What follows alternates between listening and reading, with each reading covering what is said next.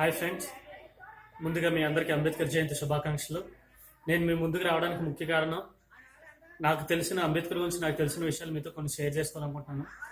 జనరల్గా నేటి సమాజంలో అంబేద్కర్ అంటే ఒక కులానికి సంబంధించిన వ్యక్తో, లేకపోతే ఒక మతానికి సంబంధించిన వ్యక్తో, ఒక జాతికి సంబంధించిన వ్యక్తో కాదు.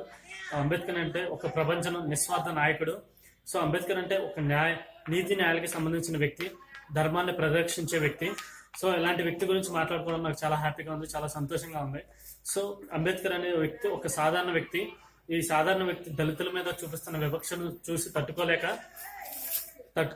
నడుం బిగించి మన గురించి కష్టపడిన నిస్వార్థ నాయకుడు. సో ఈ రోజున దళితులు ఒక ఉన్నత స్థాయిలో ఉన్నారంటే దానికి ముఖ్య కారణం మన బాబాసాహెబ్ అంబేద్కర్ గారే. సో అదే కాకుండా ప్రజాస్వామ్యాన్ని, ప్రజల యొక్క జీవన విధానాన్ని చట్టబద్ధమైన రీతిలో నడిపించాలనే ఉద్దేశంతో సర్వసత్తాక సార్వభౌమ లౌకిక గణతంత్ర రాజ్యాంగాన్ని మన గురించి రచించారు. ఆ రచనలో ప్రాథమిక హక్కుల గురించి, ప్రాథమిక విధుల గురించి, ప్రజల జీవన విధానాన్ని ఒక చట్టబద్ధమైన, న్యాయబద్ధమైన రీతిలో నడిపించాలనే ఉద్దేశంతో మనకి అది అందించారు.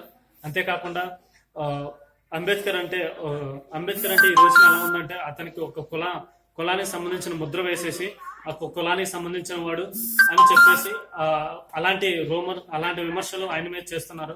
అలాంటివి కాకుండా అందరూ కుల మతాలకి అతీతంగా అందరం కలిసి ఈ రోజున అంబేద్కర్ జయంతి జరుపుకోవాలని కోరుకుంటున్నాను.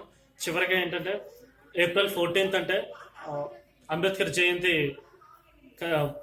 జయంతి జరుపుకోవడమే కాదు, ఆయన ఆశయాలను ముందుకు తీసుకెళ్ళాలి. ఆయన పట్టుదలగా ఎలా అయితే దళితుల కోసం పోరాటం చేశారో మనం కూడా దళితులనే కాదు ప్రతి ఒక్క పౌరుడి కోసం మనం పోరాటం సాగించాలి. So thank you. ఈ పోస్ట్ ని షేర్ చేయవలసిందిగా కోరుతున్నాను. జై భీమ్, జై అంబేద్కర్.